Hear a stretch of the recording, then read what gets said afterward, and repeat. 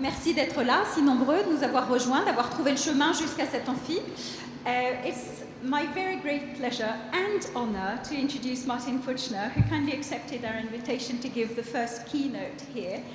As you probably know, Martin, after a PhD at Harvard, taught at Columbia, and since 2010, he has been the Byron and Anita Bean Professor of Drama and of English and Comparative Literature at Harvard University. Martin is also the director of the Mellon School of Theatre and Performance Research at Harvard University, which offers emerging scholars from around the world a forum for exploring and contributing to the future of the discipline, theatre and philosophy. Martin is the author of several groundbreaking books, among which, particularly relevant today, The Drama of Ideas, Platonic Provocations in Theatre and Philosophy, which was published by Oxford University Press in 2010, a book which was awarded several important prizes, and notably the Joe A. Calloway Prize for the best book on theatre. His other books include Poetry of the Revolution, Marx, Manifestos and the Avant-Gardes, Princeton, that was, 2006, and Stage Fright, Modernism, Anti-Theatricality and Drama, Johns Hopkins, 2002. Martin has also edited or co-edited very numerous books, and you'll find a complete bibliography on the conference website. I'd just like to recall his most impressive and useful Northern anthologies, the Northern Anthology of Drama in 2009 and the Northern Anthology of World Literature in 2012. Right, you know that this is going to be a plenary conference, and then we'll have a response by Laura Cull. But I'll say a few words about Laura Cull later after Martin's conference. So for the moment, the floor is yours for Scenes of Instruction.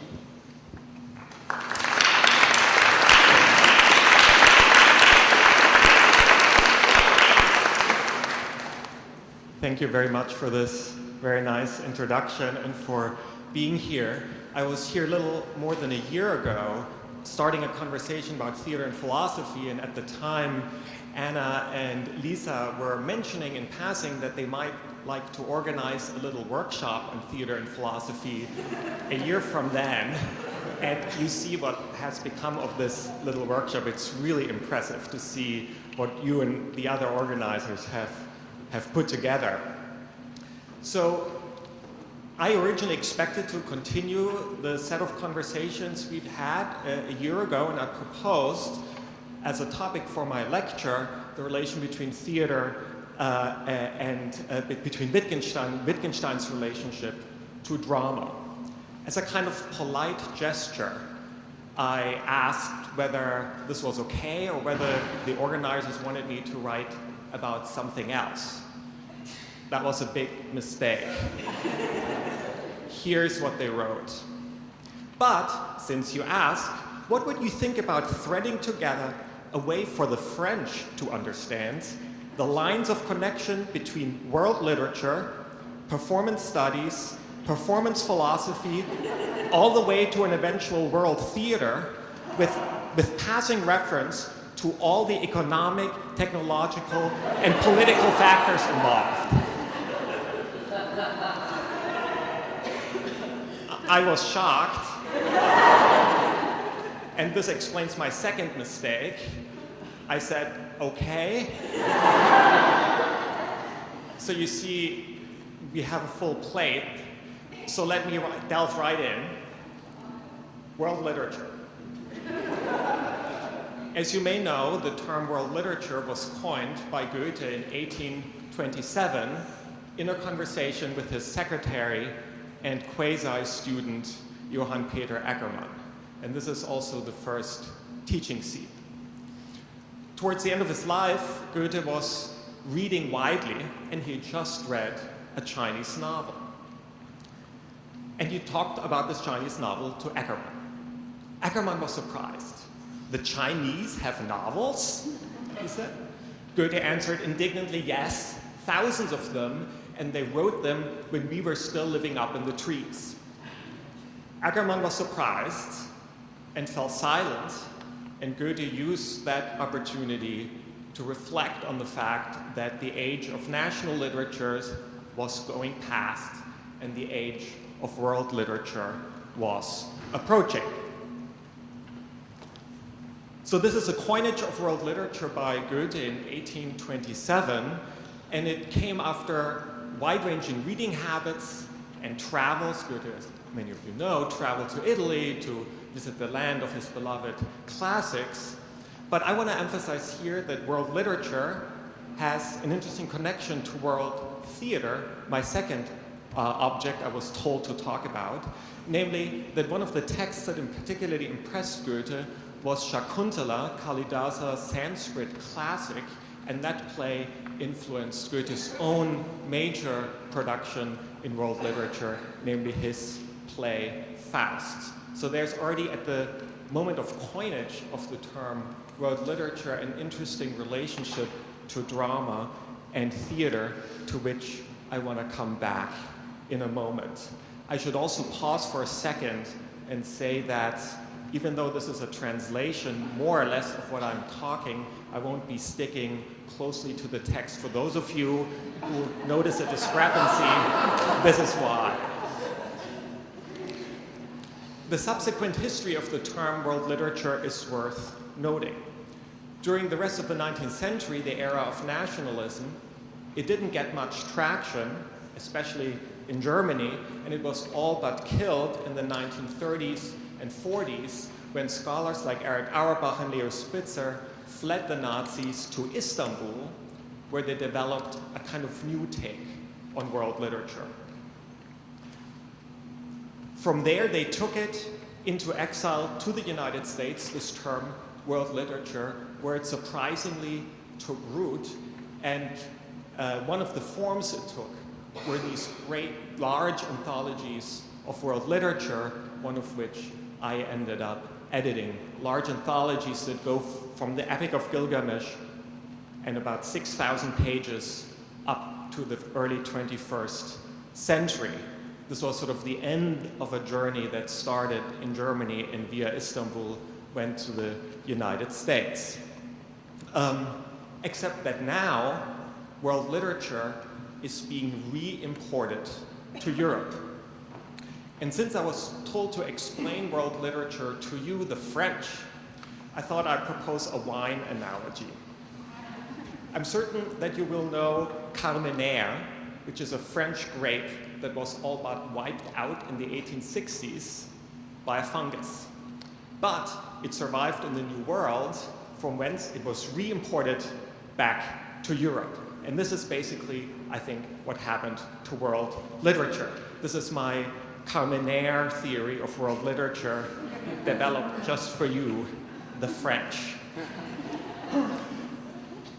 So while I was working on this anthology of world literature, this led me not just to the Carmenère theory of world literature, but it also forced me, really for the first time, to contemplate the 4,000 years of literature. And it changed literature in profound ways, including its relation to theater and philosophy. So I want to sketch some of these implications, or to put it slightly differently, what I want to offer you is a world literature perspective on performance philosophy.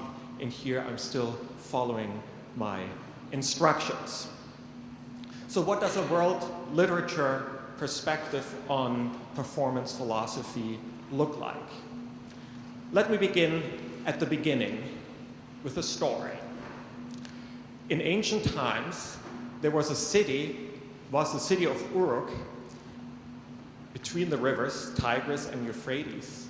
And this city was rich in grains, but poor in the treasures from mountains, in particular silver, copper, tin, and stones. Such treasures were the pride of the mountain state of Arata. This displeased the king of Uruk, who wanted to get his hands on these mountain treasures. And so what the king did is he took a messenger, his most trusted messenger, and he sent him across the mountains with a message to the king of Arata, asking the king to submit. Beware, or I will make you fly away like a bird from its nest, Or will I put a price tag on you just as if you were for sale in the market? This was his threat. The messenger remembered the message and ran across the mountains and delivered the message, and unsurprisingly, the king of Arata was displeased. Why should I submit to the mountain, should I, the mountain king, submit to the plain city of Uruk? And so in response, he posed 3 challenges. He said that if the king of Uruk in the plains met these challenges, he would submit. The first challenge was, if the king of Uruk can transport grains in nets and bring them all the way to the mountains, then I will submit.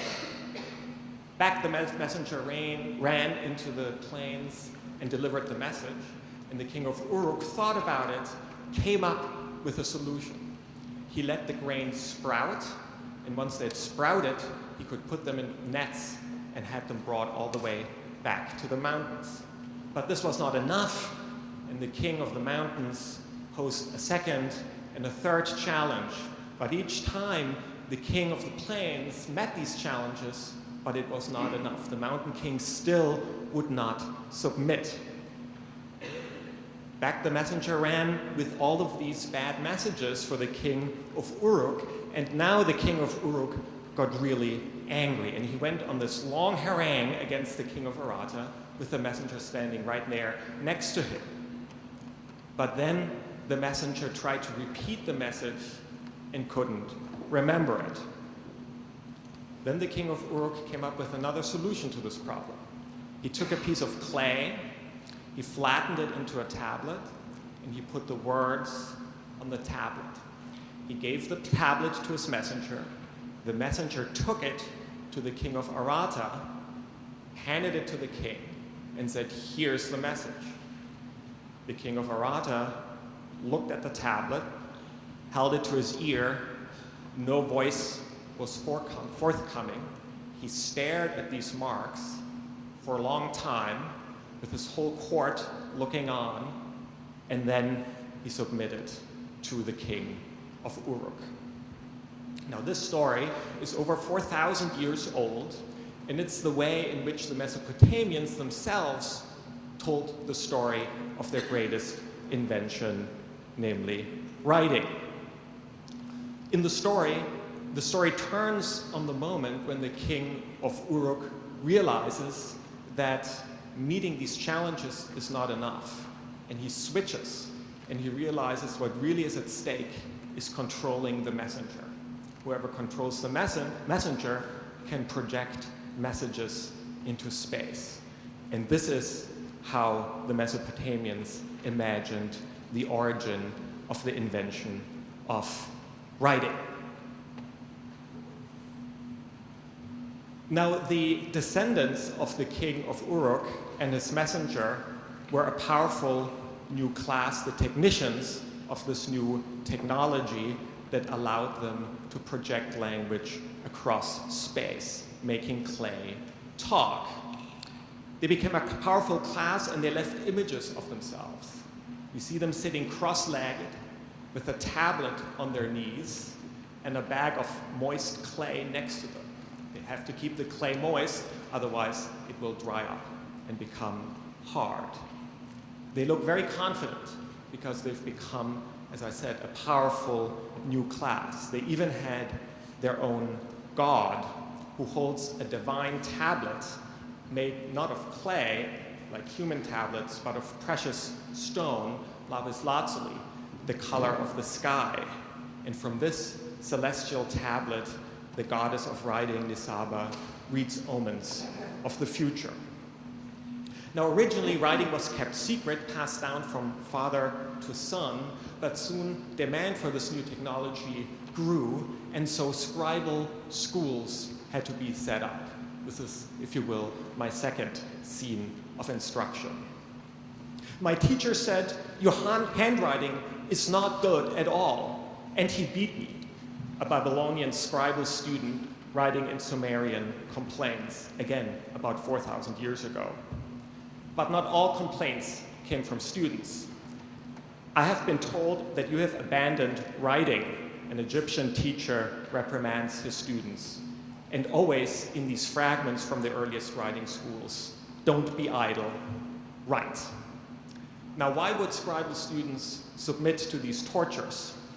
The teachers had ready answers, and these answers are also survived on clay tablets. They basically said that either you become a scribal student, or we will send you back to the fields doing manual labor. Scribes, in a sense, were the first white-collar workers, sitting comfortably, cross-legged, counting grain, fixing contracts, keeping records, while their brothers labored in the fields. In other words, there was nothing literary about scribes. They were the original accountants, bureaucrats, functionaries running the very first territorial empire. Now, when did one of these accountants decide to turn this powerful new technology to a completely different purpose, namely to write down stories? It's an overly familiar maneuver now, creating the intersection of storytelling and writing technologies that is what I would define as literature, broadly speaking. But it was a surprising move for one of these accountants, because storytelling had its own system of transmission, namely oral transmission. It was passed down from one generation to the next. There didn't seem to be a problem at all. And yet, at some point, the new technology intersected with this system of oral storytelling and started to create literature as we know it. Like the king of Uruk's messages, stories could now be sent across space. Like records, they would last into the distant future, and they could be stored and consulted and recited at will. Now, I'm telling you all of this because this intersection of storytelling and writing technology led to a first stage I want to single out here, and that's the stage of foundational texts. Because these scribes didn't just record oral stories, they assembled them into larger texts, and over time these assemblages exerted huge influence over their cultures. I'm thinking of these foundational texts with which anthologies of world literature usually begin. The Epic of Gilgamesh, the Chinese classic of songs, the Hebrew Bible, the Homeric epics, the Mayan Popol Vuh. None of them were written by authors, but they were all assembled by scribes, and they created the first phase of literacy. This stage of foundational texts, as I would call it, set the stage for what happens next. And this is my major topic, what I call scenes of instruction. So in the midst of these cultures dominated by foundational texts, or to put it differently, whenever there were foundational texts, sooner or later the following scenes emerged. They always revolve around a teacher who is surrounded by his students. The students gather at his house or at some other place. They listen. They squat on their heels, or they recline sideways on couches, or they talk in small groups. They know each other. They form a small community that consists of small rivalries and infighting, but after all is held together by their devotion to a teacher, held together by the knowledge that something important is happening in this teaching scene, something world-shattering. A new way of thinking and viewing the world has emerged. Old established ways are being interrupted. A new way of thinking and viewing the world is established, and soon the students will go out and proselytize for that. They will transmit their teacher's words, but not just the words. Equally important are the teacher's gestures, the teacher's way of living, dietary habits, everything. Everything matters. Everything in this supercharged teaching scene is connected to this new way of thinking. In a certain way, these teaching scenes are, and this is sort of the theory or thesis I want to propose here, the origin of perhaps what we now call performance philosophy. And they happen across all cultures in which foundational texts and writing had taken root. In China, the teacher is called Master Kung, Latinized as Confucius, who had withdrawn from government service to dedicate his life to his teaching and his students. In Greece, his name is Socrates, a disheveled man who walks around without sandals. In India, his name is Buddha.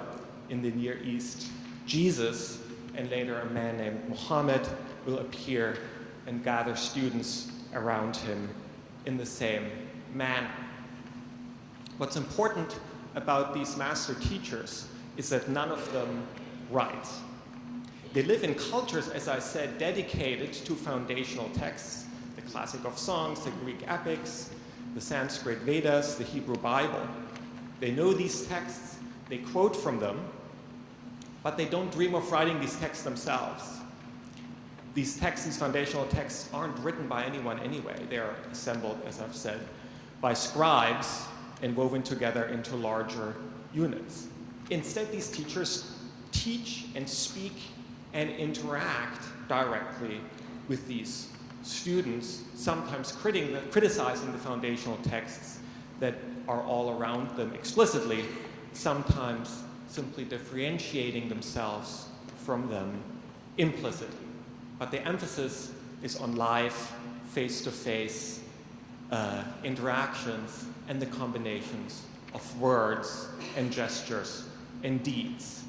This is why I think we can legitimately consider these teachers and the scenes and the scenes around them as the beginning of performance philosophy. But then something interesting happens. Sooner or later, the teachers die, sometimes a natural death, sometimes more often a violent one. The students are traumatized. The world has come to an end. They don't know what to do. And then they start to take notes. They write down the teacher's words. The teacher's words start to circulate. And sometimes over generations, the teacher's words get assembled into texts of their own. These devoted students who had dedicated their entire lives to their teachers, they're producing what their teachers never wanted, namely a new kind of text. In China, the texts surrounding Master Kung are called analects. In Greece, the texts surrounding Socrates are the Socratic dialogues. In India, they become the Buddhist sutras, and in the Near East, they are called the Gospels. So we are now in a second phase of world literature, a paradoxical phase that starts with a kind of rejection of writing, and some of these figures not only refuse to write, but explicitly criticize writing, but somehow through this detour via orality, these masters and their students produce a powerful new genre of writing, often universalist in its aspiration, and sooner or later, these texts begin to circulate and create what today we call world religions and philosophy. Part of the appeal of these texts is universalist, but part of it is also the appeal.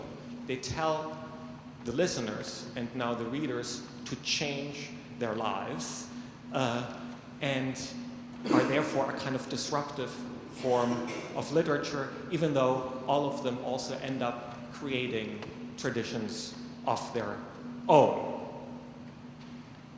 So let me single out a few salient points here.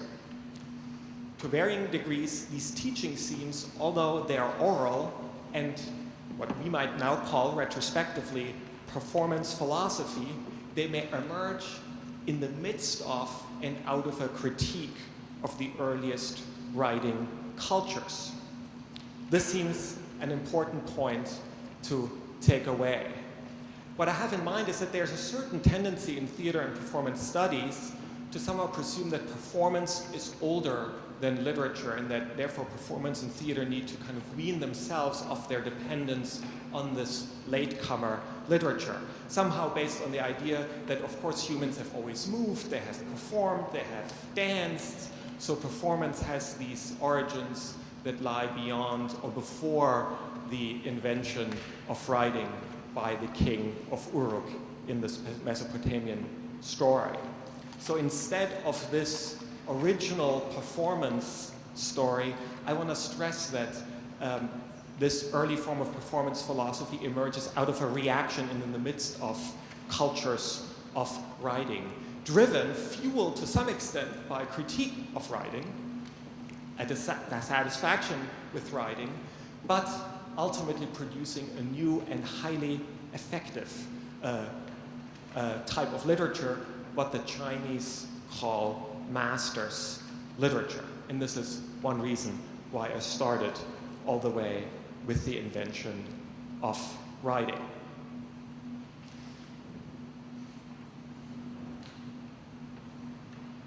I want to dwell a little bit on one of these teaching scenes in particular, and with an aim of connecting now what I've described as these scenes of instruction, what the Chinese called master's literature, and what we might consider the beginning of performance philosophy more directly to drama. And here I want to start with another story. Sometime in the 5th century before the Common Era, a playwright, so here's the connection to theater, went to submit a tragedy to the annual theater competition in Athens. Despite his young age, he was already quite established in the theater world. He, for example, acted as the choregas, the leader of the chorus. So he had made a name for himself.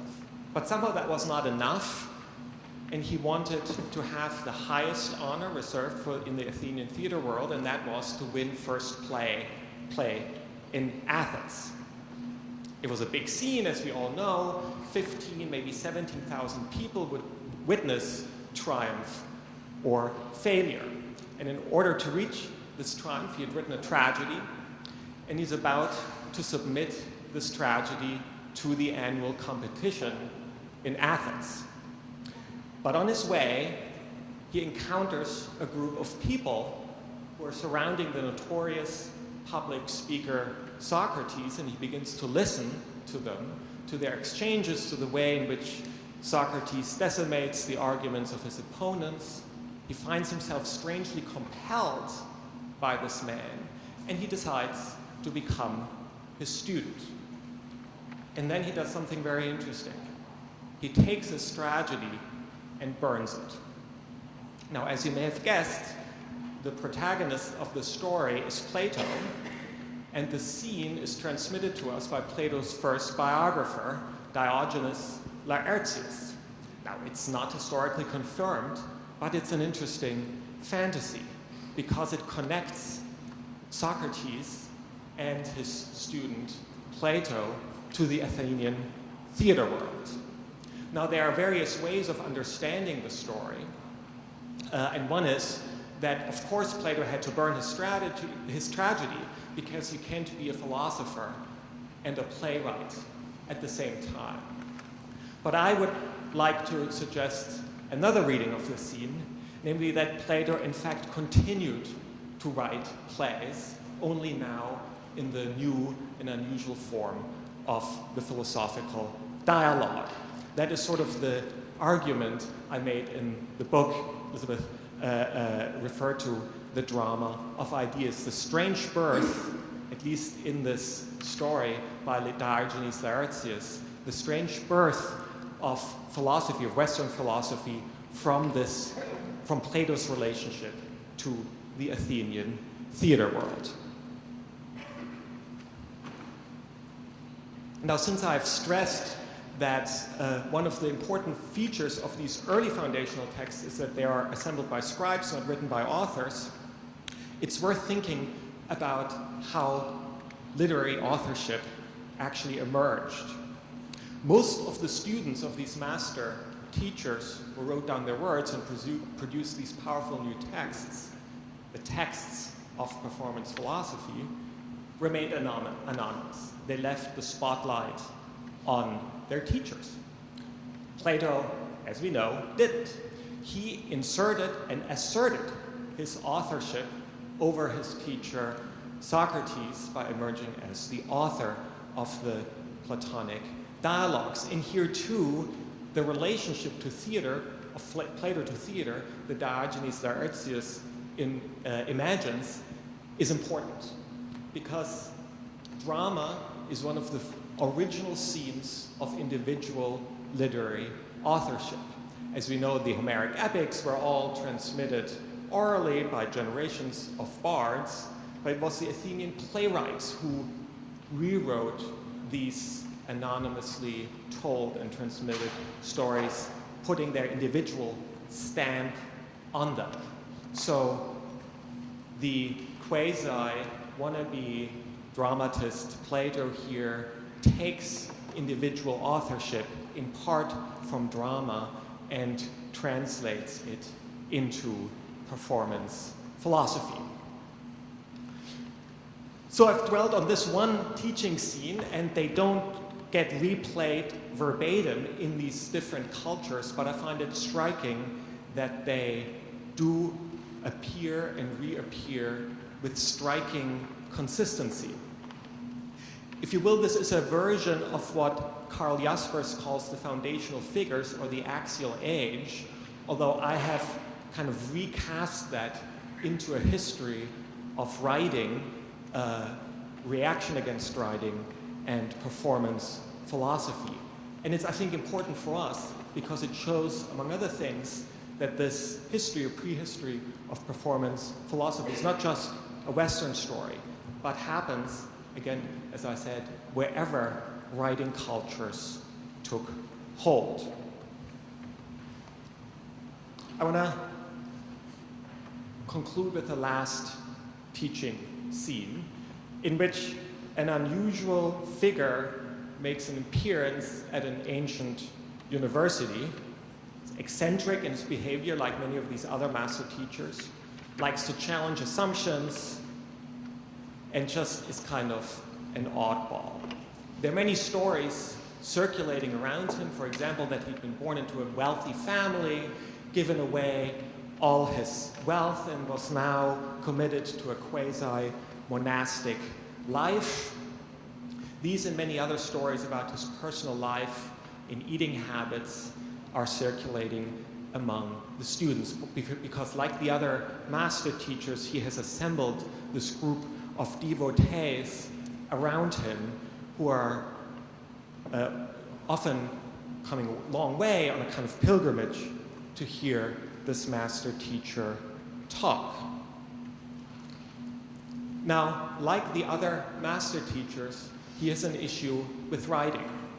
He has written at an earlier point in his life, but he's since denounced everything he's written, and he is now preferring this live interaction with his students as his primary mode of thinking and teaching face to face. This is his commitment. Even though he doesn't really write anymore, he starts to realize that his students are taking down his words, and he gets his hands on some of these notes. He's horrified because these notes don't resemble his own thoughts at all, and he is devastated, doesn't know what to do, and decides, as a kind of damage control, to take matters into his own hands, and he starts to labor over writing down his own thoughts and his dialogues with the students, but he doesn't quite manage to pull it off, and when he dies, he only leaves fragments and notes of various kinds. As some of you, may have guessed, this teacher does not come from the 5th century BC, but his name is Wittgenstein, and we just heard a wonderful lecture about Wittgenstein, but he strikingly replays these earlier scenes of instruction, the preference for live teaching, and yet the fact is that despite this emphasis on performance philosophy, he ends up producing or his students end up producing this powerful new kind of philosophical literature infused as the earlier masters' texts were, with a moment of orality and performance, but somehow channeled back into writing. I think it shows us that the teaching scene, despite the fact that literacy has all but completed its worldwide triumph, is still being played out. And this is, I think, why we are all here. Wittgenstein is maybe the best 20th century examples, but I think we can all think of others. For example, here, since I'm still trying to explain everything in French terms, Ferdinand de Saussure, of course, paradoxically, the great theorist of the sign, including the written sign. His lectures were never finished by him, but written down by students and circulated. Lacan, even though, of course, he wrote, the greatest mystique applied to lecture notes and seminar notes that were circulating among students. These are some of the figures and some of the formats that are still connected, I think, to these relatively ancient teaching scenes, seminars, lectures. The academic star system, I think, and I'm not looking at anyone in particular here, is part of that appeal of the teaching scene as well. So I think what I'm trying to suggest, and why I wanted to start with this old material, is that one way of describing what we are all here to discuss is to listen to echoes of this teaching scene and to think about its ramifications in more recent history. So it's in a way the prehistory of the drama of ideas. This is the main thesis I want to put before you. So to summarize, performance philosophy emerges out of a logic of writing and writing technology. So I think thinking about different forms of writing technology and literacy is crucial for thinking about performance philosophy.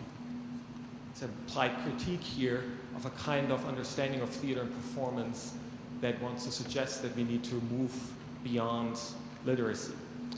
It's almost a kind of internal critique of literacy, but that returns to writing in the Analects, in the Socratic dialogues, in the works of Wittgenstein and many others. And that this is a kind of teaching scene that is at the origin of a kind of bifurcated history of philosophy on the one hand and theater on the other.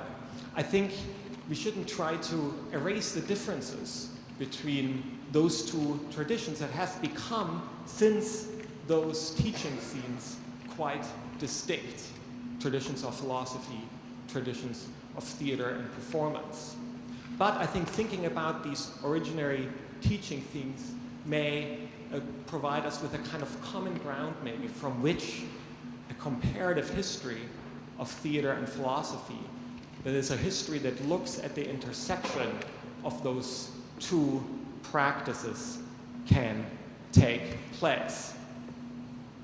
So, have I, as I was told to, connected world literature, world theater, performance philosophy, performance studies with passing reference to all the economic, technological, and political factors this reflects? I'm not sure. I think I talked about world literature, world theater, and performance philosophy. I mentioned some political factors. The king of Uruk, remember, invents writing in order to extend his empire. And I think there's clearly an important continuing relation between writing and empire. I've mentioned technology. Obviously, it's part of a history of writing technology. Performance philosophy is part of a history of writing technology. And economics, well, I mentioned that the original scribes were accountants, who therefore are also the beginning of economics. This is all I can do. The rest next time. Thanks.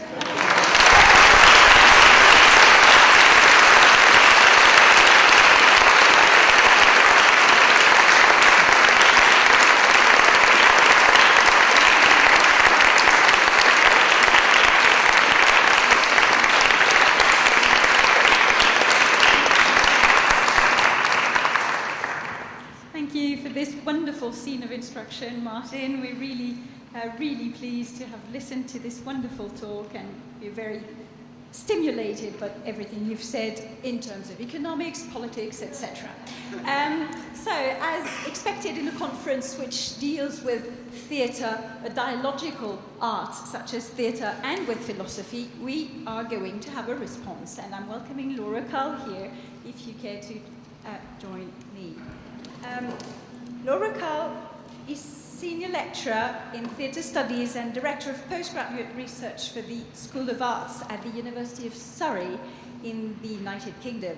She's the author of the book Theatres of Immanence, Deleuze and the Ethics of Performance, which was published at Palgrave in 2012, and joint series editor of Performance Philosophy book series with Palgrave again. She has edited Deleuze and Performance and co-edited Manifesto Now, Instructions for Performance, Philosophy, Politics. This was Intellect 2013, and forthcoming, if I may announce this book as well, Encounters in Performance Philosophy, Palgrave. Laura Cull, with Alice Legate, that's right. Laura, as early as in 2008, founded the Performance Studies International Performance and Philosophy Working Group, of which she was chair from 2008 to 2012. And in 2012, Laura initiated the creation of Performance Philosophy, a professional association for researchers interested in the intersection of performance and philosophy. So we're very eager to have your response to Martin's wonderful talk. So thank you very much indeed to Martin for his storytelling, and to the organisers of this wonderful event. So let me tell you a different story.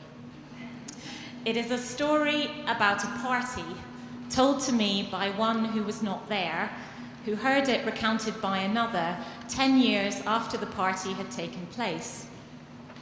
Now, this other was also not there, but had learned the details of the event from a friend who was. My friend's friend, who wasn't there, asked someone else who was about the truth of some parts of the story, and he confirmed them. So I believe that I am not ill-prepared to rehearse the story to you here now. One night in Athens, sometime during the 5th century before the Common Era, a group of men gathered together for a banquet at the home of a tragic poet called Agathon. A handsome young man with fine manners, Agathon has just won a prize for his first tragedy at a dramatic competition in one of the annual Athenian festivals, and the men are invited to his house to celebrate. However, many of the invited guests have already been at a party to celebrate the poet's victory the previous night, and are still suffering the effects of their hard drinking. And so, after they've dined, one of the men suggests that the night be devoted to conversation instead. He proposes that each man in turn, going from left to right, make a speech in honour of that philosophically neglected subject, love. And all the men agree. Now, my friend's friend did not recollect all that was said in these speeches, nor did my friend's friend recollect all that was related to him about what was said. But I will tell you what I think most worthy of remembrance. The first to speak is an aristocrat, then a lawyer, a physician, a playwright, and the host himself, before it comes to be the turn of a philosopher. The philosopher reports a conversation he has had with one of his teachers, a teacher who not only taught him the true nature of love, but also what it means to be a philosopher. Regarding the first of these, he learnt from his teacher that the principle of love could not be thought in terms of oppositions. Love, the teacher said, is the in-between, neither good nor evil, fair nor foul, divine nor mortal. It is an intermediate that spans chasms and crosses divides, since that which is always flowing in is always flowing out. Philosophers, too, as lovers of wisdom, are neither the wise nor the foolish, since the wise do not seek after what they already possess, and the ignorant are too foolish to feel the want of knowledge and seek it out. The philosophers are those who are in a mean between the two. Love is one of them. For wisdom is a beautiful thing, and love is of the beautiful, and therefore love is also a philosopher or lover of wisdom. And being a lover of wisdom is in a mean between the wise and the ignorant. But it is not just what the philosopher says about love that captures the attention of the assembled company. It is that the philosopher's speech reveals that his teacher, their teacher's teacher, is none other than a woman, a priestess whom the philosopher met some 25 years before. In this company of men, with the unseen Athenian women confined to their own quarters of the house, the philosopher says that it is a woman who was his instructress in the art of love. The woman was Diotima of Mantinea. The philosopher, of course, was Socrates, and the story is better known as Plato's Symposium. The reason for telling it here was in part to simply suggest that the master teacher might have many names. Not just Socrates or Confucius or Wittgenstein then, but Diotima, or again, Hypatia of Alexandria, the 4th century female philosopher whose work we only know through the notes of her pupil, Synesius, and who was famously murdered by a gang of Christians on account of her dangerously pagan thought. But I also told you the story of Socrates' woman teacher because it reminds me of the last conference when I responded to Martin's work, and our ongoing dialogue, or bickering as Stuart Grant has just referred to it as, about whether scholars of performance philosophy would do well to mind the gap, or to attend to the gap, as Martin has put it, between the two fields, or whether the very concepts of performance and philosophy must remain indefinite and open, which is my own view. Akin to Diotima's picturing of the in-between flow of love, perhaps, I propose that we begin our work in performance philosophy with the idea of performance and philosophy as processes without essence, as movements that resist definition or recognition according to our existing concepts. These movements or processes do not have fixed beginnings or ends like standard stories. They are not in between in the sense of being in between two prior things, but in-betweens that mark the relation between other processes, the ceaseless movement of philosophy in its becoming literature, becoming performance, becoming religion, becoming life, becoming love. Martin's story was one in which performance is surrounded by writing. For instance, of the exemplary life performances of the master teachers as a reaction to the domination of writing culture and foundational texts. Or again, where the tradition of Western philosophy is only said to have begun once the master's words had become master's literature, had become text. It is only in the event of being written down that philosophy proper begins, and the performance of philosophy must be understood as constituted by some kind of dissatisfaction with writing. Likewise, true literature, as distinct from mere record-keeping or live storytelling, begins when scribes first used writing to combine and assemble spoken texts into what became foundational texts. But we might tell other stories, where these stable cuts and divides, demarcated beginnings, appear increasingly untenable. It might be a story of the indeterminacy of literature and record-keeping, for example. It is New York in the 1930s. An aspiring writer and poet earns a law degree and then goes to work for a legal publishing firm where his job is to produce condensed summaries of court records for legal reference books. He reads cases from every state and every year since the country had become a nation, from cases relating to injuries suffered by laborers in factories to those of racial violence and child abuse. In 1934, he publishes what is called a prose book, made up of condensed extracts and stories taken from the court records, which the young man admires for their absence of metaphor. With the bare presentation of the assembled records, he feels that he can tell a new kind of national story for the United States. Not an individual nor a universal story, but a pluralist one, a pluralogue, from as many standpoints as there are witnesses. Not to write a truer work of prose, but to expose the ongoing mutations of facts and fiction, law and literature into one another. The young man was Charles Reznikoff, the book Testimony, which has recently been recreated by the US performance company Every House Has a Door.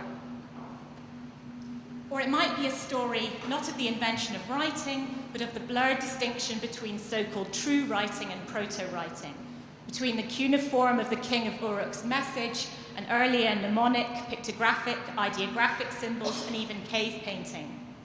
This could be a story of a mutually transformative encounter between word and image, which would in turn lead to a very different account of philosophy as that which need not have any intrinsic relationship to writing, a philosophizing in pictures, like Jacques Lacan's final seminars that were performed in silence as the master teacher drew diagrams of knots on a blackboard. As I understand it, the division of writing and proto-writing supposedly turns on the reconstructability of the message, the extent to which its meaning is open or closed to interpretation, dependent or independent of the context of its utterance and the reader's knowledge of that context. A difference of degree rather than kind, though, surely, as every message already betrays itself in the event of its conception and utterance, even before the messenger has attempted his faithful recitation or the reader creates her own worlds from the narrative. I think of Deleuze's instruction to the actors: move through all the variables in the shortest possible time. How many ways can you find to say, beware, or I will make you fly away like a bird from its nest, or I will put a price tag on you as if you were for sale in the market? Not as variations on a theme, but as a performance of the processuality of language, the plurality of semantic worlds in any one message. At the end of his talk, Martin asked if performance philosophy is an attempt to capture echoes of the performative teaching scene exemplified by Socrates and Wittgenstein, or Diotima and Hypatia, where there can be no easy distinction between the form and content of what is taught, where philosophy overlaps with religion and the exemplary lives of the saints, but also with performance art and activities conducted on the blurred lines between art and life. And I think perhaps it is, but not, I hope, according to any simple binary where the assumed presence of performance is valued above its differentiated and delayed representation in writing. Rather, a performance pedagogy would create the context for students to experiment with a differential presence, a presence to process, whether in writing or performance. An attention, perhaps, to the between, and I'd be interested to talk to Martin about whether he'd allow that idea for his mind the gap, a version of his mind the gap, or attending to the differences between theatre and philosophy, as he mentioned at the end. It would be a scene of instruction, then, where philosophy is not taught as a method that a subject applies to a mute object from a position outside it, to clay, for instance, which could always speak in its own way before humans made their wedge-shaped marks into it, where philosophy is taught as a verb rather than a noun, as a relation to the movement of the world that we can experience through its performance rather than as something we can define in advance, where we learn to think, allow thinking matter to produce new thinking in us, less than through some kind of conscious decision, and more as an embodied practice of attention. In one version, the Epic of Gilgamesh, where Martin's first story came from, opens with the words, "He who sees the unknown." And perhaps this phrase is a reminder of the goal not only of this imminent mode of performance philosophy, but of world literature too. 31st of January 1827, dined with Goethe. Within the last few days since I saw you, said he, I have read many things, especially a Chinese novel, which occupies me still and seems to me very remarkable. Chinese novel, said I. That must look strange enough. Not so much as you might think, said Goethe. The Chinese think, act, and feel almost exactly like us. And we soon find that we are perfectly like them, except that all they do is more clear, pure, and decorous than with us. With them, all is orderly, citizen-like, without great passion or poetic flight.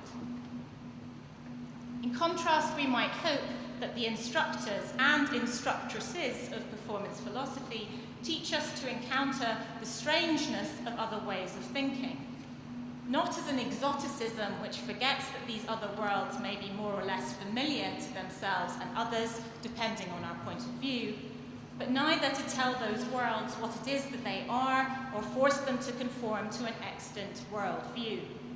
Worlds literature plural, then, perhaps, where the strangeness of other worlds, no matter how close to home, are the key to the ongoing creativity of our performances of thought.